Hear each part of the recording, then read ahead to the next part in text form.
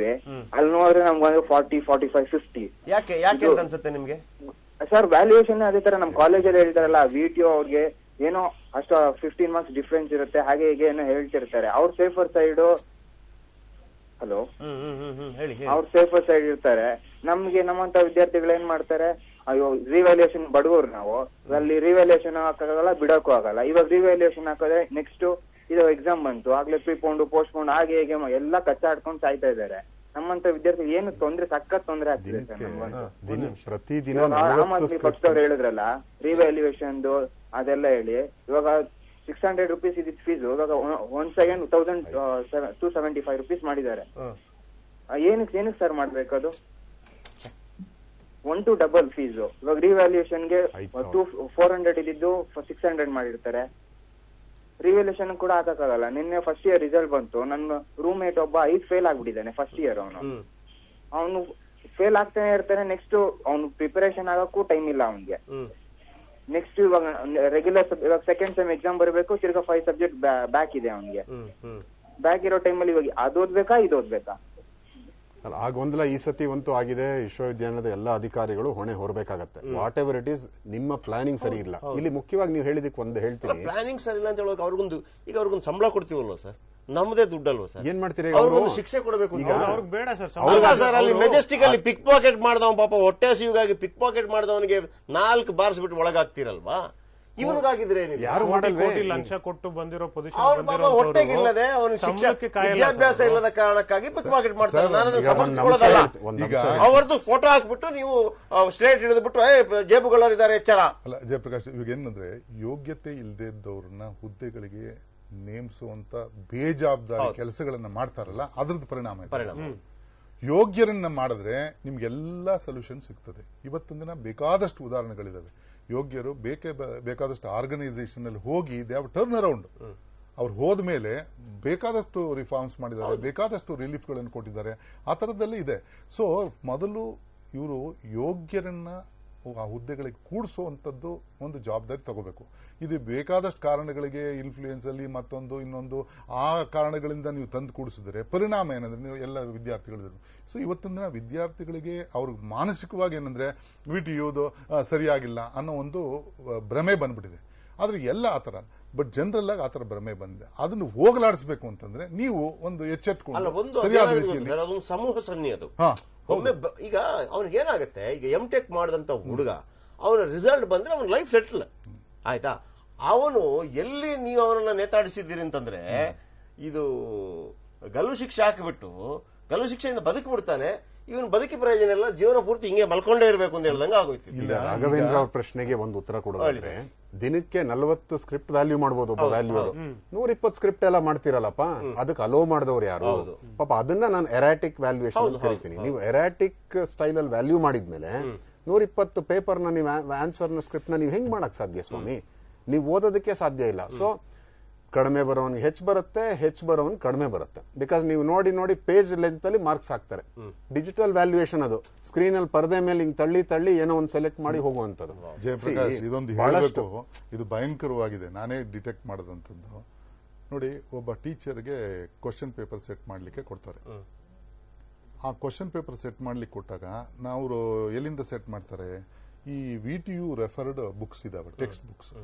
ಅದರಲ್ಲಿ ಒಂದು worked example, ಆ ವರ್ಕ್ಡ್ ಎಕ್ಸಾಂಪಲ್ ತಗೊಂಡು ಆ ವರ್ಕ್ಡ್ ಎಕ್ಸಾಂಪಲ್ ಅನ್ನ ಓನ್ಲಿ ಎಷ್ಟು ಏನೋ ಇದನ್ನ ಚೇಂಜ್ ಮಾಡಕ್ ಹೋಗಿದ್ದಾರೆ, ಏನೋ ನ್ಯೂಮರಿಕಲ್ಸ್ ಚೇಂಜ್ ಮಾಡಿ ಕಾಪಿ ಮಾಡಿ ಕ್ವಶನ್ ಪೇಪರ್ ಸೆಟ್ ಮಾಡೋದು. ಆ ಕೆಲಸನೂ ಸರಿಯಾಗಿ ಮಾಡದೆ ಆ ನ್ಯೂಮರೇಟರ್ನ ಡಿನಾಮಿನೇಟರ್ಗೆ ಹಾಕಿ ಡಿನಾಮಿನೇಟರ್ನ ನ್ಯೂಮರೇಟರ್ಗೆ ಹಾಕ್ಬಿಟ್ಟು ಅವ್ರೇನ್ ಗೊತ್ತಾ ಒಂದು ಸ್ಕೀಮ್ ಅಂತ ಕೊಡ್ತಾರೆ.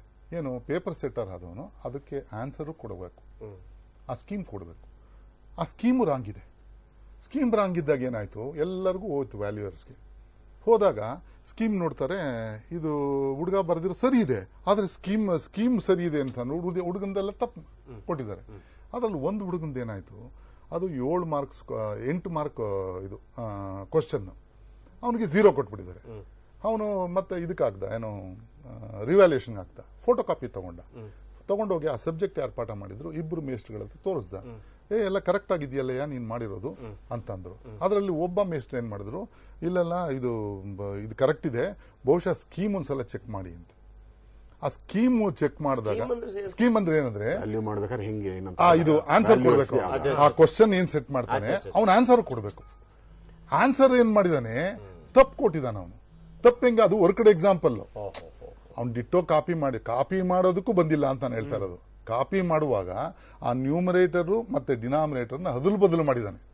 ಅದಲು ಬದಲು ಮಾಡಿದಾಗ ಬೇರೆ ತರ ಬರ್ತದ ಅದು. ಸೊ ಈ ಹುಡುಗ ಮಾಡಿರೋ ಸರಿ ಇದೆ. ಹುಡುಗ ಮಾಡಿರೋದು ಸರಿ ಇದ್ಮೇಲೆ ಅವನೇನ್ ಮಾಡಿದಾನೆ, ಪಾಪ ಒಂದೇ ಸಬ್ಜೆಕ್ಟ್ ಉಳ್ಕೊಂಡಿರೋದು ಆ ಹುಡುಗನಿಗೆ. ರಿವ್ಯಾಲ್ಯೂಯೇಷನ್ ಹಾಕ್ತಾರೆ, ರಿವ್ಯಾಲ್ಯೂಯೇಷನ್ ಮತ್ತೆ ಅವ್ರು ಅದೇ ಹೇಳ್ತಾರೆ, ಏನು ಇದು ಮತ್ತೆ ಫೇಲ್ ಆಗ್ತಾನೆ ಹುಡುಗ. ಅವ್ನು ತಿರ್ಗಾ ಅಜಿಟೇಟ್ ಮಾಡ್ತಾನೆ, ಯಾಕಂದ್ರೆ ಮೇಸ್ಟ್ರುಗಳು ಹೇಳ್ತಾರೆ ಇಲ್ಲ ನಿನ್ಗೆ 8 ಮಾರ್ಕ್ಸ್ ಬರ್ಬೇಕು ಇದಕ್ಕೆ ಅಂತ ಹೇಳ್ತಾರೆ. Yes, thank you sir, thank you very much. ಕಾರ್ಯಕ್ರಮದಲ್ಲಿ ಭಾಗವಹಿಸಿದ ಎಲ್ಲರೂ ಕೂಡ ಧನ್ಯವಾದ. ಆದಷ್ಟು ಬೇಗ BTVಗೆ ಒಂದು ಕಾಯಕಲ್ಪ ಸಿಗಲಿ. ಈ ಸಮಸ್ಯೆಯ ಬಗ್ಗೆ ನನಗೆ ಬಹಳಷ್ಟು ನಿರೀಕ್ಷೆ ಇದೆ ಬಸವರಾಜ ರಾಯರೆಡ್ಡಿ ಅವರಿಂದ.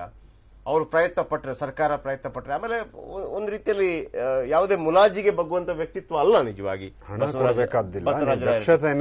ಮಾನಿಟರ್ ಮಾಡಿ. ಅದನ್ನು ಖಂಡಿತವಾಗ್ಲೂ ನಿಮ್ಮ ಕಾಲಾವಧಿಯಲ್ಲಿ ಆಗಲಿ ಅಂತ ಆಶಿಸ್ತಾ ಕಾರ್ಯಕ್ರಮ ಮುಗಿಸ್ತಾ ಇದ್ದೀನಿ. ಹಾಗೇನೆ BTVನ ಎಲ್ಲ ವಿದ್ಯಾರ್ಥಿಗಳು ಕೂಡ ಅವರ ಭವಿಷ್ಯ ಉಜ್ವಲವಾಗಿರಲಿ ಅಂತ ಆಶಿಸ್ತಾ, ಅವರಿಗೆ ಯಾವುದೇ ತೊಂದರೆ ಆಗದಿರಲಿ ಅಂತ ಆಶಿಸ್ತಾ ಕಾರ್ಯಕ್ರಮ ಮುಗಿಸ್ತಾ ಇದ್ದೀನಿ. ಕಾರ್ಯಕ್ರಮದಲ್ಲಿ ಭಾಗವಹಿಸಿದ ಎಲ್ಲರೂ ಕೂಡ ಧನ್ಯವಾದ, ನಮಸ್ಕಾರ.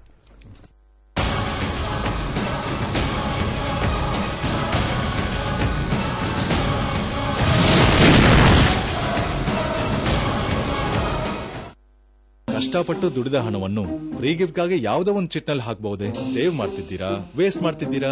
ಕಂಪೇರ್ ಮಾಡಿದ್ರೆ ತಾನೇ ಗೊತ್ತಾಗೋದು. ಲಲಿತಾ ಜ್ಯುವೆಲರಿ ಅವರ ಹೊಸ chit scheme. First month instalment ನೀವು ಸಲ್ಲಿಸಬೇಕಾಗಿಲ್ಲ, ನಿಮಗಾಗಿ ನಾವು ಸಲ್ಲಿಸ್ತೇವೆ. 100% ವೇಸ್ಟೇಜ್ ಇಲ್ಲ. ಇದು ಹೇಗ್ ಪಾಸಿಬಲ್ ಅಂತ ಯೋಚಿಸ್ತಾ ಇದ್ದೀರಾ? ನಮ್ಮನ್ನ ಈ ಹಂತಕ್ಕೆ ತಂದ ಕಸ್ಟಮರ್ಸ್ಗೆ ಒಳ್ಳೇದ್ ಮಾಡ್ಬೇಕು ಅನ್ಕೊಂಡ್ರೆ ಎಲ್ಲ ಪಾಸಿಬಲ್. ತಮ್ಮನ ಮದುವೆ ಕಾರ್ಡ್ ಕೊಡುತ್ತಿದ್ದವನಿಗೆ ಇಟ್ಟಿದ್ದರು ಮುಹೂರ್ತ. ಬೈಕ್ನಲ್ಲಿ ಬರುತ್ತಿದ್ದವನ ಕಣ್ಣಿಗೆ ಕಾರದ ಪುಡಿ ಎರಚಿ ಅಟ್ಯಾಕ್. ಮುಳ್ಳು ತಂತಿ ಮೇಲೆ ಬಿದ್ದವನ ಕತ್ತನ್ನೇ ಸೀಳಿದ ಡ್ರಾಗರ್. ಆನೇಕಲ್ನಲ್ಲಿ ಮತ್ತೆ ಹರಿಯಿತು ಬಿಜೆಪಿ ಮುಖಂಡನ ರಕ್ತ. ಕೊಲೆಗೆ ಕಾರಣ ರಾಜಕೀಯ ದ್ವೇಷಾನ. ಮೀನಿಗಾಗಿ ಮರ್ಡರ್. ಪಟ್ಟು ದುಡಿದ ಹಣವನ್ನು ಫ್ರೀ ಗಿಫ್ಟ್ಗಾಗಿ ಯಾವುದೋ ಒಂದು ಚಿಟ್ನಲ್ಲಿ ಹಾಕಬಹುದೇ? ಸೇವ್ ಮಾಡ್ತಿದ್ದೀರಾ, ವೇಸ್ಟ್ ಮಾಡ್ತಿದ್ದೀರಾ?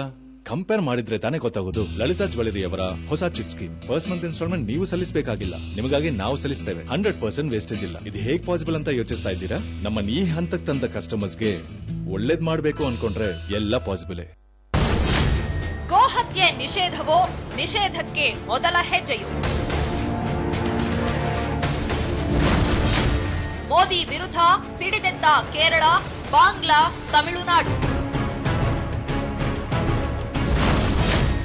ಬೀಫ್ ಬ್ಯಾನ್ ಬಗ್ಗೆ ಕರ್ನಾಟಕ ಸರ್ಕಾರದ ನಿಲುವು ಏನು?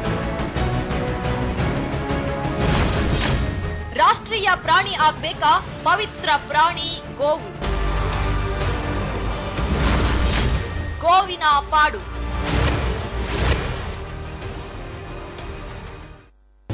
ಸೋರಿಯಾಸಿಸ್ನಿಂದ ನೀವು ಬಳಲುತ್ತಿದ್ದೀರಾ? ಥೈರಾಯ್ಡ್ ಸಮಸ್ಯೆಯಿಂದ ನರಳುತ್ತಿದ್ದೀರಾ? ಬಂಜೆತನದ ಬವಣೆ ನಿಮಗೆ ಕಾಡುತ್ತಿದೆಯಾ? ಬೆನ್ನು ನೋವು ಶಮನ ಮಾಡಿಕೊಳ್ಳುವುದು ಹೇಗೆ? ನಿಮ್ಮೆಲ್ಲ ಆರೋಗ್ಯ ಸಮಸ್ಯೆಗಳಿಗೆ ಇಲ್ಲಿದೆ ಪರಿಹಾರ. ವೀಕ್ಷಿಸಿ ಡಾಕ್ಟರ್ ಸಮಯ, ಪ್ರತಿದಿನ ಮಧ್ಯಾಹ್ನ 1:30ಕ್ಕೆ. ತಮ್ಮನ ಮದುವೆ ಕಾರ್ಡ್ ಕೊಡುತ್ತಿದ್ದವನಿಗೆ ಇಟ್ಟಿದ್ದರು ಮುಹೂರ್ತ. ಬೈಕ್ನಲ್ಲಿ ಬರುತ್ತಿದ್ದವನ ಕಣ್ಣಿಗೆ ಕಾರದ ಪುಡಿ ಎರಚಿ ಅಟ್ಯಾಕ್. ಮುಳ್ಳು ತಂತಿ ಮೇಲೆ ಬಿದ್ದವನ ಕತ್ತನ್ನೇ ಸೀಳಿದ ಡ್ರಾಗರ್. ಆನೇಕಲ್ನಲ್ಲಿ ಮತ್ತೆ ಹರಿಯಿತು ಬಿಜೆಪಿ ಮುಖಂಡನ ರಕ್ತ. ಕೊಲೆಗೆ ಕಾರಣ ರಾಜಕೀಯ ದ್ವೇಷಾನ. ಮೀನಿಗಾಗಿ ಮರ್ಡರ್.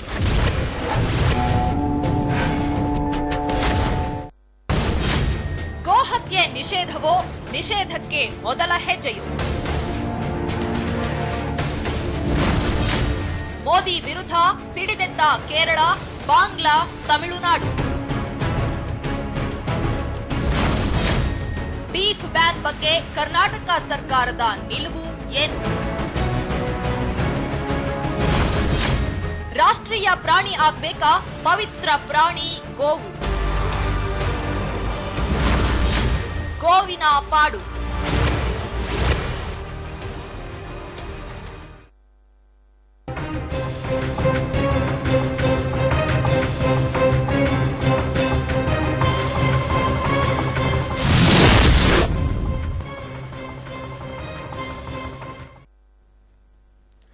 ಶಿವಮೊಗ್ಗದ ಮೆಗ್ಗಾನ್ ಆಸ್ಪತ್ರೆಯಲ್ಲಿ ಅವ್ಯವಸ್ಥೆ ಮುಂದುವರೆದಿದೆ. ಆಸ್ಪತ್ರೆಯಲ್ಲಿ ರೋಗಿಗಳಿಗೆ ವೀಲ್ ಚೇರ್ ನೀಡದೆ ಪ್ರಾಣದ ಜೊತೆ ಆಸ್ಪತ್ರೆ ಸಿಬ್ಬಂದಿಗಳು ಚೆಲ್ಲಾಟವಾಡಿದ್ದಾರೆ. ವೀಲ್ ಚೇರ್ ನೀಡದೆ ಪತ್ನಿಯೇ ಪತಿಯನ್ನ ದರದರನೆ ಎಳೆದು ಎಕ್ಸ್ರೇ ಕೇಂದ್ರಕ್ಕೆ ಕರ್ಕೊಂಡು ಹೋದಂತಹ ಅಮಾನವೀಯ ಘಟನೆ ಈಗ ಬೆಳಕಿಗೆ ಬಂದಿದೆ. ಸರ್ಕಾರ ಮೆಗ್ಗಾನ್ ಆಸ್ಪತ್ರೆಗೆ ಕೋಟ್ಯಾಂತರ ರೂಪಾಯಿ ಅನುದಾನವನ್ನ ನೀಡ್ತಾ ಇದೆ. ಆದರೆ ಆಸ್ಪತ್ರೆಗೆ ಬಂದ ರೋಗಿಗಳ ಕಾಳಜಿಗೆ ಅದು ಬಳಕೆಯಾಗ್ತಾ ಇಲ್ಲ. ಎಲ್ಲಾ ವ್ಯವಸ್ಥೆ ಇದ್ರೂ ಕೂಡ ಹಣವಿದ್ದವರಿಗೆ ಸೇವೆಯನ್ನ ನೀಡಲಾಗ್ತಾ ಇದೆ. ಆಸ್ಪತ್ರೆಯಲ್ಲಿ ಭ್ರಷ್ಟಾಚಾರ ನಡೀತಾ ಇದೆ ಅನ್ನೋದಕ್ಕೆ ಇದಕ್ಕಿಂತ ಬೇರೆ ಉದಾಹರಣೆ ಬೇಕಾ? ಆಸ್ಪತ್ರೆಗಳು ಭ್ರಷ್ಟಾಚಾರದ ಕೂಪವಾಗಿದ್ದು ಅವ್ಯವಸ್ಥೆಯ ಆಗರವಾಗಿದೆ.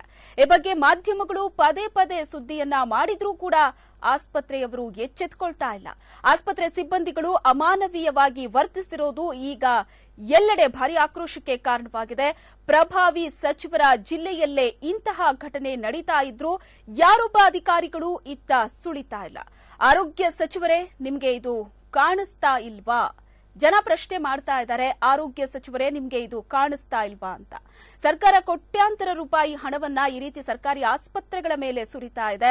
ಆದ್ರೆ ಆ ಹಣ ಎಲ್ಲಿಗೆ ಹೋಗ್ತಾ ಇದೆ? ಆಸ್ಪತ್ರೆಯ ಮೂಲ ಸೌಲಭ್ಯಗಳಿಗೆ ಅದು ಬಳಕೆ ಆಗ್ತಾ ಇಲ್ವಾ? ಇಂತಹ ಬಡ ರೋಗಿಗಳಿಗೆ ಅದು ಅನುಕೂಲ ಆಗ್ತಾ ಇಲ್ಲ ಅಂತ ಅಂದ್ರೆ ಇನ್ನು ಕೋಟಿ ಕೋಟಿ ಹಣ ಎಲ್ಲಿಗೆ ಹೋಗ್ತಾ ಇದೆ ಅನ್ನೋದು ಜನರ ಪ್ರಶ್ನೆ. ಮಾನವೀಯತೆಯನ್ನೇ ಮರ್ತಂತಿದೆ ಮೆಗ್ಗಾನ್ ಆಸ್ಪತ್ರೆಯ ಸಿಬ್ಬಂದಿಗಳು. ರೋಗಿಗಳ ಪ್ರಾಣದ ಜೊತೆ ಆಸ್ಪತ್ರೆ ಸಿಬ್ಬಂದಿಗಳು ಚೆಲ್ಲಾಟವಾಡ್ತಾ ಇದ್ದಾರೆ. ಒಂದು ಸ್ಟ್ರೆಚರ್ ಅನ್ನು ಕೂಡ ಕೊಟ್ಟಿಲ್ಲ, ಒಂದು ವೀಲ್ ಚೇರ್ ಕೂಡ ಕೊಡದೆ ಇಂಥದೊಂದು ಘಟನೆ ನಡೆದಿದೆ. ದೃಶ್ಯದಲ್ಲಿ ನೀವು ನೋಡ್ತಾ ಇದ್ದೀರಿ, ಪತ್ನಿ ಫಾಮಿದಾ ಅಂತ ತನ್ನ ವೃದ್ಧ ಪತಿ ಆಮೀರ್ ಆರೋಗ್ಯ ಸರಿ ಇಲ್ಲ ಅಂತ ಮೆಗ್ಗಾನ್ ಆಸ್ಪತ್ರೆಗೆ ಕರ್ಕೊಂಡ್ ಬಂದಾಗ ಅಲ್ಲಿರುವಂತಹ ವೈದ್ಯರು ಆಮೀರ್ಗೆ ಎಕ್ಸ್ರೇ ತೆಗಿಬೇಕು ಅಂತ ಹೇಳ್ತಾರೆ. ಆದ್ರೆ ಡಾಕ್ಟರ್ ಕನ್ಸಲ್ಟೇಷನ್ ತಗೊಂಡಂತಹ ಆ ಕೋಣೆಯಿಂದ ಎಕ್ಸ್ರೇ ರೂಮ್ ತನಕ ಹೋಗೋದಕ್ಕೆ ಒಂದು ಸ್ಟ್ರೆಚರ್ ಅಥವಾ ಒಂದು ವೀಲ್ ಚೇರ್ ಕೂಡ ಇಲ್ಲದೆ ಆತನ ಪತ್ನಿ, ಅನಾರೋಗ್ಯ ಪೀಡಿತ ಆಮೀರ್ನ ಪತ್ನಿ ಫಾಮಿದಾ ಆತನ ಕಾಲನ್ನ ಹಿಡಿದು ದರದರನೆ ಎಕ್ಸ್ರೇ ರೂಮಿನ ಕಡೆ ಎಳ್ಕೊಂಡು ಹೋಗ್ತಾ ಇರುವಂತಹ ದೃಶ್ಯವನ್ನ ನೀವು ನೋಡ್ತಾ ಇದ್ದೀರಿ. ಬಾಯ್ ಬಿಟ್ರೆ ಸಾಕು, ಹೈಟೆಕ್ ಅನ್ನುವಂತಹ ಮಾತುಗಳನ್ನ ಆಡ್ತಾರೆ ನಮ್ಮ ಜನಪ್ರತಿನಿಧಿಗಳು. ಏನು ಸರ್ಕಾರ ದೊಡ್ಡ ದೊಡ್ಡ ಆಶ್ವಾಸನೆಗಳನ್ನ, ಭರವಸೆಗಳನ್ನ ಕೊಡುತ್ತೆ. ಆದ್ರೆ ಬಡವರಿಗೆ ಒಂದು ಮೂಲಭೂತ ಸೌಕರ್ಯಗಳನ್ನ ಕೊಡೋದಕ್ಕೂ ಕೂಡ ಸರ್ಕಾರ ವಿಫಲವಾಗಿದೆ ಅನ್ನೋದು ಈ ಮೂಲಕ ತಿಳಿದು ಬರುತ್ತೆ. ಇಂತಹ ಘಟನೆಗಳ ಬಗ್ಗೆ ಜನಪ್ರತಿನಿಧಿಗಳ ಬಳಿ ಪ್ರಶ್ನೆಯನ್ನ ಮಾಡಿದ್ರೆ ಬರೀ ಅಂಕಿಅಂಶಗಳನ್ನ ಕೊಡ್ತಾರೆ. ಕೋಟಿ ಕೋಟಿ ಹಣವನ್ನ ನಾವು ಪ್ರತಿಯೊಂದು ಸರ್ಕಾರಿ ಆಸ್ಪತ್ರೆಗೂ ಕೊಟ್ಟಿದ್ದೀವಿ ಅಂತ. ಆದ್ರೆ ಇದು ಕೂಡ ಸರ್ಕಾರದ ಜವಾಬ್ದಾರಿ ಆಗತ್ತೆ. ಆ ಹಣ ನಿಜಕ್ಕೂ ಸದ್ಬಳಕೆ ಆಗ್ತಾ ಇದೆಯಾ ಅನ್ನೋದನ್ನ ತಿಳ್ಕೋಬೇಕಾಗತ್ತೆ. ಆದ್ರೆ ಬರೀ ಅಂಕಿಅಂಶಗಳನ್ನ ಕೊಟ್ಟು ಇಂತಿಷ್ಟು ಕೋಟಿ ಹಣವನ್ನ ನಾವು ಕೊಟ್ಟಿದ್ದೀವಿ ಅಂತ ಕೈ ಕಟ್ಕೊಂಡು ಕೂರೋದಲ್ಲ, ಅಥವಾ ಕೋಟಿ ಕೋಟಿ ಹಣ ರಿಲೀಸ್ ಆಗಿದೆ ಅಂತ ಹೇಳಿ ಕೈ ತೊಳ್ಕೊಳ್ಳೋದಲ್ಲ. ಅದು ನಿಜಕ್ಕೂ ಬಡಬಗ್ಗರಿಗೆ ತಲುಪ್ತಾ ಇದೆಯಾ? ಇಂತಹ ಅನಾರೋಗ್ಯ ಪೀಡಿತರು ಆಸ್ಪತ್ರೆಗೆ ಬಂದಾಗ ನಿಜಕ್ಕೂ ಸರ್ಕಾರದ ಯೋಜನೆಗಳು, ಸರ್ಕಾರದ ಹಣ ಏನಿದೆ ಅದು ರೋಗಿಗಳಿಗೆ ತಲುಪ್ತಾ ಇದೆಯಾ ಅನ್ನೋದರ ಬಗ್ಗೆಯೂ ಕೂಡ ಸರ್ಕಾರ ಗಮನ ಕೊಡಬೇಕಾಗತ್ತೆ. ಅದು ಬಳಕೆ ಆದ್ರೂ ಬಡಬಗ್ಗರಿಗೆ ತಲುಪ್ತಾ ಇಲ್ಲ ಅನ್ನೋದು ಈ ಒಂದು ಘಟನೆಯನ್ನ ನೋಡಿದಾಗ ಗೊತ್ತಾಗತ್ತೆ. ಪದೇ ಪದೇ ಇಂತಹ ಘಟನೆಗಳು ನಮ್ಮ ಕಣ್ಮುಂದೆ ಬರುತ್ತೆ, ಮಾಧ್ಯಮಗಳಲ್ಲಿ ಸುದ್ದಿ ಆಗತ್ತೆ, ಮಾಧ್ಯಮಗಳು ಕೂಡ ಅದನ್ನ ಪ್ರಶ್ನೆ ಮಾಡ್ತಾರೆ. ಮಾಧ್ಯಮಗಳ ಮೂಲಕ ಜನರು ಕೂಡ ಜನಪ್ರತಿನಿಧಿಗಳಿಗೆ, ಅಧಿಕಾರಿಗಳಿಗೆ ಪ್ರಶ್ನೆಗಳನ್ನ ಹಾಕ್ತಾರೆ. ಆದ್ರೆ ಆ ಸುದ್ದಿ ತಣ್ಣಗಾದ ಮೇಲೆ ಮತ್ತೆ ಯಥಾ ಪ್ರಕಾರ ತಮ್ಮ ಒಂದು ಆಟವನ್ನೇ ಮುಂದುವರಿಸ್ತಾರೆ. ಎಷ್ಟೋ ಸರಿ ನೀವು ಕೂಡ ನೋಡಿರ್ತೀರಾ, ಮೃತಪಟ್ಟ ನಂತರ ಆ ಶವವನ್ನ ತಗೊಂಡು ಹೋಗೋದಕ್ಕೂ ಕೂಡ ಒಂದು ಆಂಬ್ಯುಲೆನ್ಸ್ ವ್ಯವಸ್ಥೆಯನ್ನ ಆಸ್ಪತ್ರೆ ಮಾಡದೆ ಎಷ್ಟೋ ಜನ, ಒಂದೆರಡು ನಾವು ಕರ್ನಾಟಕದ ಹೊರಗೆ ನಡೆದಂತಹ ಘಟನೆಗಳನ್ನು ಕೂಡ ನೋಡಿದೀವಿ. ತನ್ನ ಹೆಗಲ ಮೇಲೆ ತನ್ನ ಮೃತ ಪತ್ನಿಯ ಶವವನ್ನ ಹೊತ್ತು ಸಾಕ್ತಾ ಇರುವಂತಹ ದೃಶ್ಯಗಳನ್ನ ನಾವು ನೋಡಿದ್ವಿ. ಅದಾದ ನಂತರ ಕರ್ನಾಟಕದಲ್ಲೂ ಕೂಡ ಒಂದೆರಡು ಘಟನೆಗಳನ್ನ ನಾವು ಇತ್ತೀಚಿನ ದಿನಗಳಲ್ಲೇ ನೋಡಿದ್ದೀವಿ. ಒಂದು ಆಂಬ್ಯುಲೆನ್ಸ್ ವ್ಯವಸ್ಥೆ ಆಸ್ಪತ್ರೆ ಮಾಡೋದಿಲ್ಲ, ಆತ ಬಡವನಾಗಿರ್ತಾನೆ. ಹಾಗಾಗಿ ಮೃತಪಟ್ಟಂತಹ ತನ್ನ ಮಗಳ ಮೃತದೇಹವನ್ನ ಆತ ಒಂದು ಗಾಡಿಯಲ್ಲಿ, 2 ವೀಲರ್ ಗಾಡಿಯಲ್ಲಿ ಲೂನಾದಲ್ಲಿ ಆತ ಮನೆಗೆ ತಂದಂತಹ ದೃಶ್ಯವನ್ನು ಕೂಡ ನಾವು ನೋಡಿದ್ವಿ. ಇಂತಹ ಘಟನೆಗಳು ನಮ್ಮ ಸುತ್ತಮುತ್ತ ನಡೀತಾನೆ ಇರುತ್ತೆ. ಆದರೆ ಎಚ್ಚೆತ್ಕೋಬೇಕಾದಂತಹ ಅಧಿಕಾರಿಗಳು, ಜನಪ್ರತಿನಿಧಿಗಳು ಮಾತ್ರ ಇಲ್ಲಿ ನೆಮ್ಮದಿಯಾಗಿ ನಿದ್ದೆ ಮಾಡ್ತಾ ಇರೋದು ನಿಜಕ್ಕೂ ದುರಂತವೇ ಸರಿ. ಇದು ನಮ್ಮ ಹತ್ತಿರದ ಶಿವಮೊಗ್ಗದ ಮೆಗ್ಗಾನ್ ಆಸ್ಪತ್ರೆಯಲ್ಲಿ ನಡೆದಿರುವಂತಹ ಘಟನೆ. ಇದು ಬೆಳಕಿಗೆ ಬಂದಿದೆ ಅಷ್ಟೇ. ಎಷ್ಟೋ ಆಸ್ಪತ್ರೆಗಳಲ್ಲಿ ಪ್ರತಿನಿತ್ಯ ಇದೇ ರೀತಿಯಾದಂತಹ ಘಟನೆಗಳು ನಡೆಯುತ್ತೆ. ಹೇಳೋದಕ್ಕೆ ಮಾತ್ರ ಸರ್ಕಾರಿ ಆಸ್ಪತ್ರೆ, ಆದ್ರೆ ದುಡ್ಡು ನೋಡದೆ ಒಂದು ಕೆಲಸವೂ ಕೂಡ ಅಲ್ಲಿ ಮಾಡೋದಕ್ಕೆ ಸಿಬ್ಬಂದಿಗಳು ಮುಂದಾಗೋದಿಲ್ಲ. ಅದು ನಿಜಕ್ಕೂ ಕೂಡ ದುರಂತ. ಈ ಬಗ್ಗೆ ಹೆಚ್ಚಿನ ಡೀಟೇಲ್ಸ್ ಅನ್ನ ಪಡೆಯೋಣ. ನಮ್ಮ ಪ್ರತಿನಿಧಿ ರವಿ ಬಿದನೂರು ನಮ್ಮೊಂದಿಗೆ ದೂರವಾಣಿ ಸಂಪರ್ಕದಲ್ಲಿದ್ದಾರೆ. ಎಸ್ ರವಿ, ನಿಜಕ್ಕೂ ಕೂಡ ಮೆಗ್ಗಾನ್ ಆಸ್ಪತ್ರೆಯ ಈ ಒಂದು ಘಟನೆ ನಾವು ನೋಡ್ತಾ ಇದ್ದೀವಿ. ಮಾನವೀಯತೆ ಅನ್ನೋದನ್ನ ಸಂಪೂರ್ಣವಾಗಿ ಸಿಬ್ಬಂದಿಗಳು ಮರ್ತೇ ಹೋಗಿದ್ದಾರೆ ಅಂತಲೇ ಅನ್ಸತ್ತೆ. ರಾಜ್ಯಾದ್ಯಂತ ವ್ಯಾಪಕ ಖಂಡನೆ ವ್ಯಕ್ತವಾಗ್ತಾ ಇದೆ ಈ ಒಂದು ಅಧಿಕಾರಿಗಳ ಅಥವಾ ಅಲ್ಲಿರುವಂತಹ ಸಿಬ್ಬಂದಿಗಳ ವರ್ತನೆಗೆ. ಯಾವ ರೀತಿಯಾಗಿ ಈ ಘಟನೆ ನಡೆದಿದೆ? ಅಲ್ಲೊಂದು ಸ್ಟ್ರೆಚರ್ ಅಥವಾ ವೀಲ್ ಚೇರ್ನ ಸೌಲಭ್ಯ ಕೂಡ ಇಲ್ವಾ? ಏನ್ ಹೇಳ್ತಾರೆ ಸಿಬ್ಬಂದಿಗಳು? ಅಲ್ಲಿನ ಪರಿಸ್ಥಿತಿ ಬಗ್ಗೆ ಸುತ್ತಮುತ್ತಲು ಬರುವಂತವರು ಅಥವಾ ಅಲ್ಲಿನ ಜನರು ಯಾವ ರೀತಿಯಾದಂತಹ ಒಂದು ಪರಿಸ್ಥಿತಿಯ ಬಗ್ಗೆ ವಿವರಣೆ ಕೊಡ್ತಿದ್ದಾರೆ? ಶ್ವೇತಾ, ಈಗೇನು ಮೆಗ್ಗಾನ್ ಆಸ್ಪತ್ರೆ ಅಂತಕ್ಕಂಥದ್ದೇ ಒಂದ್ ರೀತಿ ಅವ್ಯವಸ್ಥೆ ಗೂಡು ಅಂತ ಹೇಳ್ಬೋದು. ಅಲ್ಲಿ ವೀಲ್ ಚೇರಿಗೆ ಏನು ಸಮಸ್ಯೆ ಇದೆ ಅಂತಲ್ಲ, ಆದ್ರೆ ಅಲ್ಲಿಯ ಸಿಬ್ಬಂದಿಗಳ ನಿರ್ಲಜ್ಜತನ ಅಂತಾನೆ ಹೇಳ್ಬೋದಾಗ್ತದೆ. ಯಾಕೆ ಕೇಳಿದ್ರೆ, ಒಬ್ಬ 3 ದಿವಸದಿಂದ ಒಂದು ವೀಲ್ ಚೇರಿಗೆ ಒದ್ದಾಡ್ತಕ್ಕಂಥದ್ದು, ಆದ್ರೂ ಕೂಡ ಆ ವೀಲ್ ಚೇರ್ ಸಿಗ್ದಾಡ್ತಕ್ಕಂಥದ್ದು ನೋಡಿದ್ರೆ ಅಲ್ಲಿ ಸಿಬ್ಬಂದಿಗಳ ಬೇಜವಾಬ್ದಾರಿತನ ಮತ್ತೆ ಅವ್ರು ಏನೋ ನಿರೀಕ್ಷೆ ಮಾಡ್ತಾರೆ ಅಂತಕ್ಕಂಥದ್ದು ಇಲ್ಲಿ ಸೂಚಾಗ್ತದೆ. ಇದು ಮೆಗ್ಗಾನ್ದ ಒಂದು ನಿದರ್ಶನ ಅಷ್ಟೇ ಅಂತ ಹೇಳ್ಬೋದು. ಇಂದು ಕೂಡ ನಮ್ಮ ಸಮಯ ಟಿವಿಯನ್ನು ಬಿಗ್ 3 ಕೂಡ ಪ್ರಸಾರ ಆಗಿತ್ತು. ಅಲ್ಲಿ ಹೆರಿಗೆ ಆದ ನಂತರದಲ್ಲಿ ಮಕ್ಕಳನ್ನ ಕೊಡ್ತಕ್ಕಂಥ ಸಂದರ್ಭದಲ್ಲಿ ಗಂಡು ಮಗುಗಾದ್ರೆ 1,000, ಹೆಣ್ಣು ಮಗುಗಾದ್ರೆ 500 ರೂಪಾಯಿ ಅಂತಕ್ಕಂಥದ್ದು. ಮತ್ತೆ ಈಗಲೂ ಕೂಡ ಅಲ್ಲಿ ಸಿಬ್ಬಂದಿಗಳು ಮಾತನಾಡ್ತಕ್ಕಂಥ ಕೇಳ್ತೇವೆ. 108 ಅಲ್ಲಿ ಏನಾದ್ರೂ ಬಡ ರೋಗಿಗಳು ಬಂದ್ರೆ ಆ ರೋಗಿಗಳನ್ನ ಇಳಿಸ್ಕೊಳ್ಳಿಕ್ ಕೂಡ ಅಲ್ಲಿ ಸಿಬ್ಬಂದಿಗಳು ಹಿಂದೆ ಮುಂದೆ ನೋಡ್ತಕ್ಕಂಥ ಪರಿಸ್ಥಿತಿಯಲ್ಲಿ ಇರ್ತಕ್ಕಂಥದ್ದು. ಹಾಗಾಗಿ ಇಲ್ಲಿ ಏನು 9 ದಿವಸದಿಂದ ಈ ಅಮಿತಾಬ್ ಏನು ಅಸ್ತಮಾ ಕಾಯಿಲೆಯಿಂದ ಬಳ್ಳಿ ಏನು ಆಸ್ಪತ್ರೆ ಸೇರಿರ್ತಾನೆ, ಅವನು 9 ಏನು ಸ್ಕ್ಯಾನ್ ಮಾಡಿಸ್ಕೋಬೇಕು ಅನ್ನೋ ಕಾರಣಕ್ಕೆ ಆಸ್ಪತ್ರೆಯಿಂದ ಮತ್ತೊಂದು ಸುತ್ತಾಗ್ಲಿಕ್ಕೆ ವೀಲ್ ಚೇರ್ ಸಿಗ್ಲಿಕ್ಕೆ ಇದೊಂದು ನಿದರ್ಶನ ಅಷ್ಟೇ. ಮೆಗ್ಗಾನಲ್ಲಿ ಇಂತಹ ಸಾಕಷ್ಟು ಮೇಲಿಂದ ಮೇಲೆ ನೀವೇ ಹೇಳಿದಾಗೆ ಮಾಧ್ಯಮಗಳಲ್ಲಿ ವರದಿ ಆಗ್ತಾನೆ ಇದೆ. ಆ ನಮ್ಮ ಬಿಗ್ 3 ಅಲ್ಲಿ ಈ ಸಬ್ಜೆಕ್ಟ್ ವರದಿ ಆದಾಗ ಒಂದಷ್ಟು ಹತೋಟಿಗೆ ಬಂದಿತ್ತು. ಆದ್ರೆ ಮತ್ತೆ ಯಥಾ ಪ್ರಕಾರ ಅದೇ ರೀತಿಯ ಏನು ಧೋರಣೆಗಳು ಅಲ್ಲಿ ಸಿಬ್ಬಂದಿಗಳು ಮತ್ತು ವೈದ್ಯರಲ್ಲಿ ಕಂಡು ಬರ್ತಕ್ಕಂಥ ನಿಜಕ್ಕೂ ನಾಚಿಕೆಗೇಡು ಶ್ವೇತಾ. ಓಕೆ, ಹಾಗಾದ್ರೆ ಇದ್ರ ಮೇಲೆ ಯಾರು ಕಂಟ್ರೋಲ್ ಅನ್ನ ತಗೋಬೇಕು? ಯಾಕೆ ಗೊತ್ತಿದ್ದು ಕೂಡ ಜಾಣ ಕಿವುಡುತನವನ್ನ ಮಾಡ್ತಾ ಇದೆ ಹಾಗಾದ್ರೆ ಸರ್ಕಾರ ಅಂತ? ಅಲ್ಲಿರುವಂತ ಜನಪ್ರತಿನಿಧಿಗಳಿಗೆ ಇದು ಯಾವ್ದು ಕಿವಿಗೆ ಬೀಳ್ತಾ ಇಲ್ವಾ? ಖಂಡಿತ ಎಲ್ಲವೂ ಬೀಳ್ತದೆ. ಎಲ್ಲಾ ಸುದ್ದಿಗಳು ಹೋಗ್ತದೆ, ಎಲ್ಲಾ ಮಾಧ್ಯಮಗಳಲ್ಲಿ ಬರ್ತದೆ, ಲೋಕಲ್ ಪತ್ರಿಕೆಗಳಲ್ಲಿ ಬರ್ತದೆ. ಎಲ್ಲವೂ ಕೂಡ ಜನಪ್ರತಿನಿಧಿಗಳಿಗೆಲ್ಲ ಏನು ಗೊತ್ತಾಗೇನು ಉಳಿದಿಲ್ಲ. ಆದ್ರೆ ಮೆಗ್ಗಾನ್ ಆಸ್ಪತ್ರೆ ಅಂತ ಹೇಳಿದ್ರೆ ಯಾಕೆ ಆ ರಾಜಕಾರಣಿಗಳು ಅಥವಾ ಅಲ್ಲಿ ಲೋಕಲ್ ಜನಪ್ರತಿನಿಧಿಗಳು, ನಗರ ಪಾಲಿಕೆ ಯಾಕೆ ಇದ್ರ ಬಗ್ಗೆ ಗಮನ ಹಾಕ್ತಾ ಇಲ್ಲ? ಒಂದು ಬಡವರಿಗಿರ್ತಕ್ಕಂಥ ಏಕೈಕ ಆಶ್ರಯ ಕೇಳಿದ್ರೆ ಜಿಲ್ಲಾ ಕೇಂದ್ರ ಸರ್ಕಾರಿ ಆಸ್ಪತ್ರೆ ಇದು. ಆದ್ರೆ ಯಾಕೆ ನಿರ್ಲಕ್ಷ್ಯ ತೋರ್ತಿದ್ದಾರೆ ಅಂತಕ್ಕಂಥದ್ದೇ ಅವಮಾನ. ಇಲ್ಲಿ ಖಾಸಗಿ ಆಸ್ಪತ್ರೆಗಳು ಸಾಕಷ್ಟು ಸಂಖ್ಯೆಗಳಲ್ಲಿದ್ದಾವೆ, ಅವೆಲ್ಲವೂ ಚೆನ್ನಾಗಿ ನಡೀತವೆ. ಅವಕ್ಕೆಲ್ಲ ಅಲ್ಲಿ ಕಾರ್ಯಕ್ರಮಗಳಲ್ಲೂ ಅಲ್ಲಿ ಯೋಜನೆಗಳಲ್ಲೂ ಸಕ್ರಿಯವಾಗಿ ಪಾಲ್ಗೊಳ್ತಕ್ಕಂಥ ಜನಪ್ರತಿನಿಧಿಗಳು ಇಲ್ಲಿ ಸರ್ಕಾರಿ ಆಸ್ಪತ್ರೆಯ ಸೌಲಭ್ಯ ಏನು ಉದ್ದೇಶ ಇದೆ, ತಾವೇ ಹೇಳಿದಾಗೆ ಬಡವರಿಗೋಸ್ಕರ ಸಾಕಷ್ಟು ಯೋಜನೆಗಳು, ಕೋಟ್ಯಾಂತರ ರೂಪಾಯಿಗಳು ಆರೋಗ್ಯ ಇಲಾಖೆಗೆ ಹದ್ದು ಬರ್ತಕ್ಕಂಥ ಸಂದರ್ಭದಲ್ಲಿ ಇಂಥವೆಲ್ಲ ಯಾಕೆ ಪರಿಸ್ಥಿತಿ ನಿರ್ಮಾಣ ಆಗ್ತಕ್ಕಂಥದ್ದೇ ಇಲ್ಲ ಯಕ್ಷ ಪ್ರಶ್ನೆ, ಇಲ್ಲ ನಗ್ನ ಸತ್ಯ ಅಂತಾನೆ ಹೇಳ್ಬೋದಾಗ್ತದೆ. ಆದ್ರೆ ಇಲ್ಲಿ ಜಿಲ್ಲಾ ಉಸ್ತುವಾರಿ ಕಾಗೋಡು ತಿಮ್ಮಪ್ಪನವ್ರು ಇರ್ತಕ್ಕಂಥ ಕ್ಷೇತ್ರ ಇದು ಏನು. ಮತ್ತೆ ಬಿಜೆಪಿ ರಾಜ್ಯಾಧ್ಯಕ್ಷ ಯಡಿಯೂರಪ್ಪ, ಮಾಜಿ ಮುಖ್ಯಮಂತ್ರಿ, ಶಿವಮೊಗ್ಗದಲ್ಲಿ ಒಂದಷ್ಟು ಅಭಿವೃದ್ಧಿ ಮಾಡಿದ್ದಾರೆ ಅಂತ ಹೆಗ್ಗಳಿಕೆಯನ್ನು ಹೊಂದಿರ್ತಕ್ಕಂಥ ವ್ಯಕ್ತಿ, ಅವರೆಲ್ಲ ಇರ್ತಕ್ಕಂಥ ಕ್ಷೇತ್ರ ಇದು. ಅವ್ರ ಕಾಲದಲ್ಲೂ ಕೂಡ ಮೆಗ್ಗಾನ್ ಆಸ್ಪತ್ರೆಗಳು ಇದಕ್ಕಿಂತ ಭಿನ್ನ ಆಗಿರ್ಲಿಲ್ಲ. ಸುದ್ದಿಗಳು ಬರ್ತದೆ, ಮಾಧ್ಯಮಗಳು ಬೆಳೆಸಿರ್ತವೆ, ಮಾಧ್ಯಮಗಳು ವಿರೋಧ ಮಾಡ್ತವೆ. ಆ ಸಂದರ್ಭದಲ್ಲಿ ಒಂದಷ್ಟು ಜನ ನೀಟಾಗಿ ಕೆಲಸ ಕಾರ್ಯಗಳು ನಡೀತವೆ. ಮತ್ತೆ ಬಡ ರೋಗಿಗಳಿಗೆ ಸ್ವಲ್ಪ ಆರೈಕೆಯ ಮಾತುಗಳು ಕೇಳಿ ಬರ್ತವೆ. ಆಮೇಲೆ ಮತ್ತೆ ಯಥಾ ಪ್ರಕಾರವಾಗಿ ಮೆಗ್ಗಾನ್ ಆಸ್ಪತ್ರೆ ಅದೇ ದಾರಿಯಲ್ಲಿ ಮುಂದುವರಿತದೆ. ಇದೊಂದು ಅಮಿತಾಬ್ ಏನು ಆ ಹೆಂಡತಿ ಆ ಗಂಡನ ದರದಲ್ಲಿ ಎಳ್ಕೊಂಡು ಹೋಗ್ತಕ್ಕಂಥ ಪರಿಸ್ಥಿತಿ ಅತ್ಯಂತ ದಾರುಣವಾಗಿರ್ತಕ್ಕಂಥದ್ದು. ಇದು ಕೂಡ ಏನೂ ಆಗಿಲ್ಲ ಅನ್ನೋ ರೀತಿಯಲ್ಲಿ ರಾಜ್ಯವ್ಯಾಪಿ ಖಂಡನ ವ್ಯಕ್ತ ಇದೆ. ಏನು ಹೊರ ಜಿಲ್ಲೆಗಳಿಂದ ಬಂದಿರ್ತಕ್ಕಂಥ ಅಥವಾ ಜಿಲ್ಲೆಯ ವಿವಿಧ ಭಾಗದಿಂದ ಬಂದಿರತಕ್ಕಂಥ ರೋಗಿಗಳು ಕೂಡ ಅಸಮಾಧಾನ ವ್ಯಕ್ತಪಡಿಸ್ತಾರೆ, ಆಕ್ರೋಶ ವ್ಯಕ್ತಪಡಿಸ್ತಾರೆ. ಇದು ಒಂದೆರಡು ದಿವಸ ಶಾಶ್ವತವಾಗಿ ಪರಿಹಾರ ಆಗ್ತಕ್ಕಂಥ ನಿಟ್ಟಿನಲ್ಲಿ ಸರ್ಕಾರ ಚಿಂತನೆ ಮಾಡಬೇಕಾಗಿದೆ. ಸ್ಥಳೀಯ ಜನಪ್ರತಿನಿಧಿಗಳು ಆ ನಿಟ್ಟಿನಲ್ಲಿ ಚಿಂತನೆ ಮಾಡಬೇಕಾಗಿದೆ. ಎಸ್, ಥ್ಯಾಂಕ್ ಯು ರವಿ, ನಿಮ್ಮೆಲ್ಲ ಡೀಟೇಲ್ಸ್ಗಾಗಿ. ನವಕರ್ನಾಟಕ ಯುವ ಶಕ್ತಿಯ ಜಿಲ್ಲಾ ಉಪಾಧ್ಯಕ್ಷರಾಗಿರುವಂತಹ ಜೀವನ್ ಅವರು ನಮ್ಮೊಂದಿಗೆ ದೂರವಾಣಿ ಸಂಪರ್ಕದಲ್ಲಿದ್ದಾರೆ. ಸರ್ ನಮಸ್ಕಾರ. ನಮಸ್ತೆ, ಹೇಳಿ ಮೇಡಮ್. ಎಸ್ ಸರ್, ಶಿವಮೊಗ್ಗದ ಮೆಗಾನ್ ಆಸ್ಪತ್ರೆಯಲ್ಲಿ ನಡೆದಿರುವಂತಹ ಘಟನೆ ನಿಮ್ ಕಿವಿಗೆ ಬಿದ್ದಿರುತ್ತೆ ಈಗಾಗಲೇ. ಹೌದು ಮೇಡಮ್, ಹೌದು, ನಾವೆಲ್ಲ ಇದ್ದೀವಿ. ಓಕೆ, ಈ ತರದ ಘಟನೆಗಳು ಬಹಳಷ್ಟು ನಾವು ನೋಡಿದೀವಿ, ಬೇರೆ ಬೇರೆ ತರನಾದಂತದ್ದು. ಈ ರೀತಿ ಸಿಬ್ಬಂದಿಗಳ ಒಂದು ನಿರ್ಲಕ್ಷ್ಯಕ್ಕೆ ಬಡ ರೋಗಿಗಳು ಯಾವ ರೀತಿ ಪರದಾಡಬೇಕಾಗಿ ಬರುತ್ತೆ ಅನ್ನೋದ್ರ ಬಗ್ಗೆ. ಆದ್ರೆ ಸಂಬಂಧಪಟ್ಟವರು ಇನ್ನೂ ಎಚ್ಚೆತ್ಕೊಳ್ತಾ ಇಲ್ಲ. ಅಲ್ಲಿರುವಂತಹ ಬಡ ರೋಗಿಗಳ ಬಗ್ಗೆ ಇಷ್ಟೊಂದು ತಾತ್ಸಾರ ಯಾಕೆ ಅಂತ. ಸಂಬಂಧಪಟ್ಟವರೆಲ್ಲ ದೊಡ್ಡವರಲ್ಲ ಮೇಡಮ್, ಎಲ್ಲ ದುಡ್ಡಿದ್ದಂತವ್ರು, ಅವ್ರಿಗೇನು ಅದು ಗೊತ್ತಾಗಲ್ಲ. ಅವರಿಗೆಲ್ಲ ಮ್ಯಾಕ್ಸ್, ಮೆಗನ್ನು, ನಾರಾಯಣ ರೋದೆ ಎಲ್ಲ ದೊಡ್ಡ ದೊಡ್ಡ ಆಸ್ಪತ್ರೆ ಹೋಗ್ತಾರಲ್ಲ. ಮೆಗನ್ ಹಾಸ್ಪಿಟಲ್ ಬಗ್ಗೆ ಅವರಿಗೆ ಅಭಿಪ್ರಾಯ ಇಲ್ಲ. ಬಡ ಜನ ಬಂದು ಇಲ್ಲಿ ಒದ್ದಾಡಿ ಅವ್ರ ಸಮಸ್ಯೆನ ಯಾರ ಹತ್ರ ಹೇಳ್ಕೋಬೇಕಂತಾನು ಗೊತ್ತಾಗ್ತಾ ಇಲ್ಲ. ಅಷ್ಟು ಮಟ್ಟಿಗೆ ನಾಯಿ ತರ ಬಿದ್ದಿದ್ದಾರೆ ಇಲ್ಲಿ. ಯಾವ ವ್ಯವಸ್ಥೆನೂ ನೆಟ್ಟಗಿಲ್ಲ. ಅಲ್ಲ, ಈಗ ಕೋಟಿ ಕೋಟಿ ಹಣವನ್ನ ಸರ್ಕಾರ ರಿಲೀಸ್ ಮಾಡತ್ತಲ್ವಾ? ಈಗ ಬಜೆಟ್ ಸಂದರ್ಭದಲ್ಲಾದ್ರೂ ಅಷ್ಟೇ ಸರ್ಕಾರಿ ಆಸ್ಪತ್ರೆಗಳಿಗೆ ಅಂತ ಕೋಟಿ ಕೋಟಿ ಹಣವನ್ನ ಮೀಸಲಾಗಿಡತ್ತೆ. ಆ ಹಣ ರಿಲೀಸ್ ಆಗತ್ತೆ ಕೂಡ, ಆದ್ರೆ ಎಲ್ಲಿ ಹೋಗುತ್ತೆ ಅದು ಅಂತ. ಅದು ಕೋಟಿ ಕೋಟಿ ಹಣ ಲೂಟಿ ಮಾಡೋರು ಯಾರಂತ ಗೊತ್ತಾಗ್ಬೇಕಲ್ಲ ಮೇಡಮ್.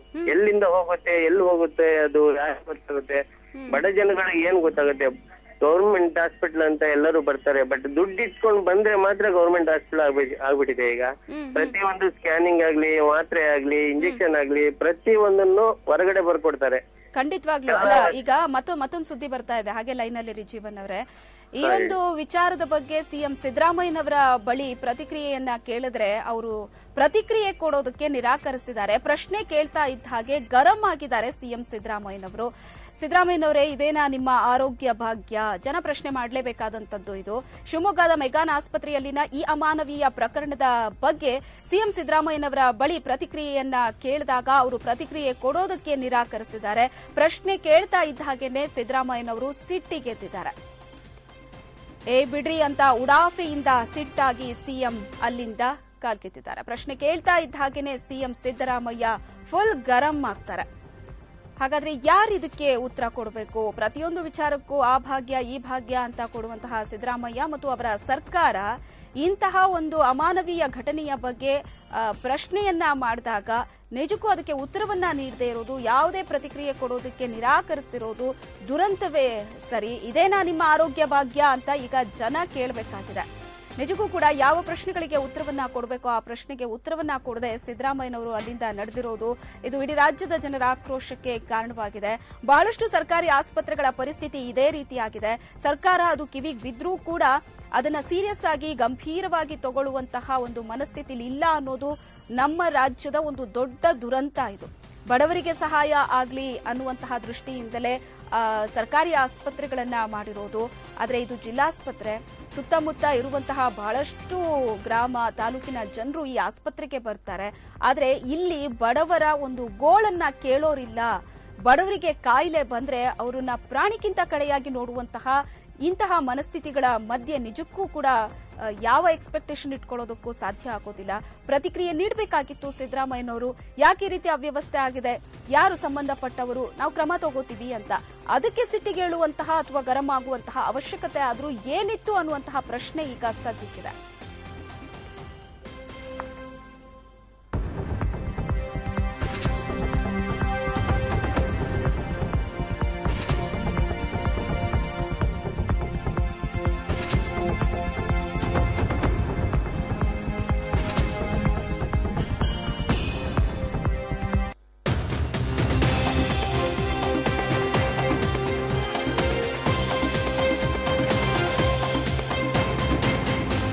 ಘಟನೆಯ ಬಗ್ಗೆ ಪ್ರತಿಕ್ರಿಯೆಯನ್ನ ನೀಡೋದಕ್ಕೆ ಸಿಎಂ ಸಿದ್ದರಾಮಯ್ಯ ನಿರಾಕರಿಸಿದ್ದಾರೆ. ಸಿಎಂ ಸಿದ್ದರಾಮಯ್ಯ ಯಥಾ ಪ್ರಕಾರ ಮತ್ತೆ ಉಡಾಫೆಯ ಉತ್ತರವನ್ನೇ ಕೊಟ್ಟಿದ್ದಾರೆ. ಶಿವಮೊಗ್ಗ ಮೆಗ್ಗಾನ್ ಆಸ್ಪತ್ರೆಯಲ್ಲಿನ ಅಮಾನವೀಯ ಪ್ರಕರಣದ ಬಗ್ಗೆ ಸಿಎಂ ಅವರ ಬಳಿ ಪ್ರಶ್ನೆಯನ್ನ ಮಾಡಿದಾಗ ಆ ಪ್ರಶ್ನೆಗೆ ಉತ್ತರವನ್ನ ಕೊಡೋದಕ್ಕೆ ಅವರು ನಿರಾಕರಿಸಿದ್ದಾರೆ. ಪ್ರಶ್ನೆ ಕೇಳ್ತಾ ಇದ್ದ ಹಾಗೆಯೇ ಸಿಎಂ ಸಿದ್ದರಾಮಯ್ಯ ಏಕಾಏಕಿ ಸಿಟ್ಟಿಗೆದ್ದಿದ್ದಾರೆ. ಬಿಡ್ರಿ ಅಂತ ಉಡಾಫೆಯಿಂದ ಸಿಟ್ಟಾಗಿ ಸಿಎಂ ಅಲ್ಲಿಂದ ಹೊರನಡಿದ್ದಾರೆ. ಪ್ರಶ್ನೆ ಕೇಳ್ತಾ ಇದ್ದ ಹಾಗೆಯೇ ಸಿಎಂ ಸಿದ್ದರಾಮಯ್ಯ ಗರಂ ಆಗ್ತಾರೆ. ಸಿಎಂ ಸಿದ್ದರಾಮಯ್ಯನವರೇ, ಇದೇನಾ ನಿಮ್ಮ ಆರೋಗ್ಯ ಭಾಗ್ಯ? ನಿಜಕ್ಕೂ ಇಡೀ ರಾಜ್ಯದ ಜನರ ತಲೆಯಲ್ಲಿ ಬರುವಂತಹ ಪ್ರಶ್ನೆ ಇದು. ಮಾತಿಗೆ ಆ ಭಾಗ್ಯ ಈ ಭಾಗ್ಯ ಅಂತ ಹೇಳುವಂತಹ ಈ ಸರ್ಕಾರ ಈ ರೀತಿಯಾದಂತಹ ಅಮಾನವೀಯ ಘಟನೆಗಳು ನಡೆದಾಗ ಅದರ ಬಗ್ಗೆ ಸರಿಯಾದಂತಹ ಒಂದು ಸ್ಪಂದನೆಯನ್ನ ಕೊಡಬೇಕಾಗತ್ತೆ, ಸರಿಯಾದಂತಹ ಉತ್ತರವನ್ನ ಕೊಡಬೇಕಾಗತ್ತೆ. ಸಂಬಂಧಪಟ್ಟ ಅಧಿಕಾರಿಗಳು ಯಾರು ಅವರಿಗೆ ಬಿಸಿ ಮುಟ್ಟಿಸುವಂತಹ ಕೆಲಸಕ್ಕೆ ಸರ್ಕಾರ ಮುಂದಾಗಬೇಕಾಗತ್ತೆ. ಆದರೆ ಇಂತಹ ಅಮಾನವೀಯ ಘಟನೆಯ ಬಗ್ಗೆಯೇ ಸರ್ಕಾರ ಅಥವಾ ಸರ್ಕಾರದ ಮುಖ್ಯಮಂತ್ರಿ ಪ್ರತಿಕ್ರಿಯೆ ಕೊಡೋದಕ್ಕೆ ಹಿಂದೇಟ ಹಾಕ್ತಾರೆ ಅಂದ್ರೆ ಪ್ರತಿಯೊಬ್ಬರು ಕೂಡ ಸರ್ಕಾರದ ಕಡೆ ತಮ್ಮ ಕೆಂಗಣ್ಣನ್ನ ಬೀರ್ತಾ ಇದ್ದಾರೆ. ಸರ್ಕಾರಿ ಆಸ್ಪತ್ರೆಗಳು ಅಂತ ಅಂದಾಗ ಬಡವರಿಗೆ ಅನುಕೂಲ ಆಗತ್ತೆ, ಬಡ ರೋಗಿಗಳಿಗೆ ಅಲ್ಲಿ ಸಾಕಷ್ಟು ಸಹಾಯ ಆಗತ್ತೆ. ಬೇರೆ ಬೇರೆ ಖಾಸಗಿ ಆಸ್ಪತ್ರೆಗಳು ತಮ್ಮ ಮನೆ ಹತ್ರ ಇದ್ರೂ ಕೂಡ ಬಡಬಗರು ಅದನ್ನ ಅಫೋರ್ಡ್ ಮಾಡಕ್ಕಾಗೋದಿಲ್ಲ. ಹಾಗಾಗಿ ಸರ್ಕಾರಿ ಆಸ್ಪತ್ರೆಗಳ ಕಡೆಯೇ ಮುಖ ಮಾಡ್ತಾರೆ. ಆದ್ರೆ ಸರ್ಕಾರಿ ಆಸ್ಪತ್ರೆಗಳ ಪರಿಸ್ಥಿತಿಯನ್ನ ನೋಡ್ತಾ ಇದ್ರೆ ನಿಜಕ್ಕೂ ಬೇಕಾ ಅಂತ ಅನ್ಸತ್ತೆ.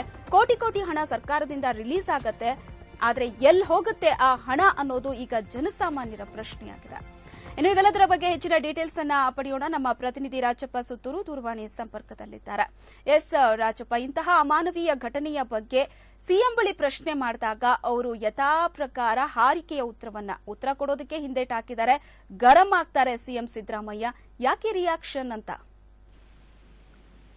ಶ್ವೇತಾ, ಕೆಲವೊಂದು ಸಂದರ್ಭದಲ್ಲಿ ಈ ಒಂದು ವಿಷಯದಲ್ಲಿ ಏನು ಶಿವಮೊಗ್ಗದ ಮೆಗ್ಗಾನ್ ಆಸ್ಪತ್ರೆ ನಡೆದಂತ ಪ್ರಕರಣ ಸಂಬಂಧಪಟ್ಟಂತೆ ಸಿಎಂಗೆ ಅದು ಮಾಹಿತಿ ಇತ್ತೋ ಇಲ್ಲೋ ಗೊತ್ತಿಲ್ಲ. ಆದ್ರೆ ಎರಡನೇದಾಗಿ ನಾವು ಅದನ್ನ ಮಾಧ್ಯಮದವರು ಅವ್ರಿಗೆ ಸಿಎಂಗೆ ವಿಷಯವನ್ನ ಮುಟ್ಟಿಸ್ತಾ ಇದ್ರು ಸಹ ಈ ರೀತಿ ಆಗಿದೆ ಅಂತ ಹೇಳಿದ್ರು ಸಹ ಅವರು ಅದನ್ನ ಏನಾಗಿದೆ ಅಂತ ಅನ್ನೋದನ್ನ ತಿಳ್ಕೊಡುವಂತ ಒಂದು ಪ್ರಯತ್ನವನ್ನು ಮಾಡಿಲ್ಲ, ಅಥವಾ ಅದು ಪರಿಶೀಲನೆ ಮಾಡ್ತೀವಿ ಅಂತ ನಾವು ಹೇಳುವಂತ ಒಂದು ಕೆಲಸವನ್ನು ಮಾಡಿಲ್ಲ. ಇಲ್ಲ ಅಂತಂದ್ರೆ ಸಂಬಂಧಪಟ್ಟ ಸಚಿವರು ಗಮನ ತರ್ತೇನೆ ಅಂತ ಅನ್ನೋ ವಿಷಯವನ್ನು ಸಹ ಹೇಳಿಲ್ಲ. ಅದ್ರ ಬದಲಾಗಿ ಬಿಡ್ರಿ ಅಂತಂತ ಅವರ ಯಥಾವತ್ತು ದಾಟಿನಲ್ಲೇ ಅಂದ್ರೆ ಬೇಜವಾಬ್ದಾರಿ ಉತ್ತರ ಏನು ಕೊಡ್ತಾರೆ ಆ ರೀತಿ ಒಂದು ಉತ್ತರವನ್ನು ಕೊಡೋ ಮೂಲಕ ಸಿಎಂ ಸಿದ್ದರಾಮಯ್ಯನವರು ಇದೇನು ಅಂತದ್ದು ಮಹತ್ವದ ಏನೋ ಅಲ್ಲ ಅಂತ ಅನ್ನೋ ರೀತಿ ಅವರು ರಿಯಾಕ್ಟ್ ಮಾಡಿದ್ದಾರೆ. ಈ ರೀತಿ ಒಂದು ಪ್ರತಿಕ್ರಿಯೆನ ಸಿಎಂ ಸಿದ್ದರಾಮಯ್ಯನವರು ಬಹುತೇಕ ಸಂದರ್ಭಗಳಲ್ಲಿ ಇದೇ ರೀತಿ ಅವರು ತಮ್ಮ ಒಂದು ನಿರ್ಲಕ್ಷ್ಯವನ್ನ ಅಥವಾ ಬೇಜವಾಬ್ದಾರಿಯನ್ನ ತೋರುವಂತ ಒಂದು ಕೆಲಸವನ್ನು ಮಾಡ್ತಾರೆ. ಪದೇ ಪದೇ ಸಿಎಂ ಇಂತಹ ಒಂದು ಪ್ರಕರಣಗಳನ್ನು ಮಾಡುವ ಮೂಲಕ ಸಾರ್ವಜನಿಕರ ಮೇಲೆ, ಯಾಕಂದ್ರೆ ಒಬ್ಬ ರಾಜ್ಯದ ಮುಖ್ಯಮಂತ್ರಿಗಳಿಂದ ಇಂಥದೊಂದು ಸಾರ್ವಜನಿಕರ ಒಂದು ಹಿತಾಸಕ್ತಿ ಬಂದಾಗ, ಸಮಸ್ಯೆಗಳು ಬಂದಾಗ ಪ್ರಶ್ನೆ ಮಾಡಿದ ಮಾಧ್ಯಮದವ್ರನ್ನು ಸಹ ಒಂದ್ ರೀತಿ ಗದರಿಸುವ ಮೂಲಕ ಅಥವಾ ಬೆದರಿಸಿ ಆ ರೀತಿ ಒಂದು ಹೇಳಿಕೆ ಕೊಡೋ ಮೂಲಕ ಅವರು ಪದೇ ಪದೇ ಈ ರೀತಿ ಹೇಳಿಕೆ ಕೊಡುವಂತ ಒಂದು ಕೆಲಸ ಮಾಡ್ತಿದ್ದಾರೆ.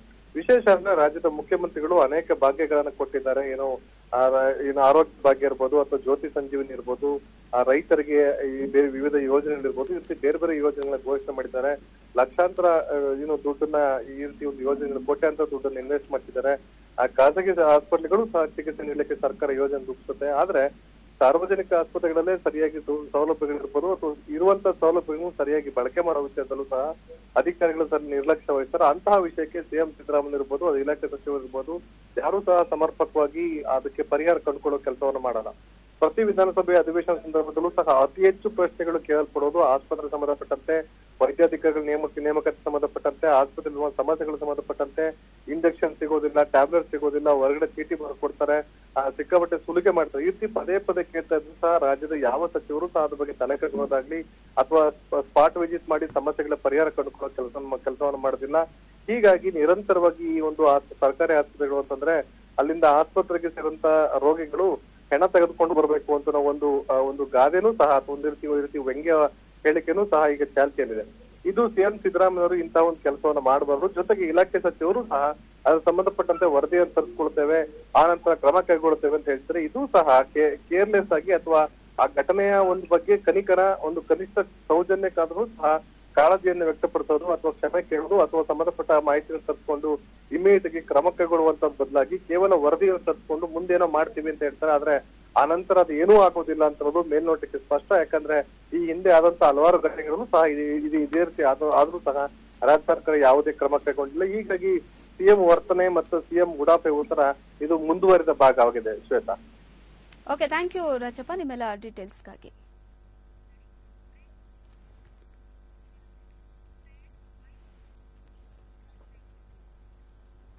ಬ್ರೇಕ್ನ ನಂತರ ಮತ್ತೆ ಸಮಯ ನ್ಯೂಸ್ ಮುಂದುವರಿಯುತ್ತೆ.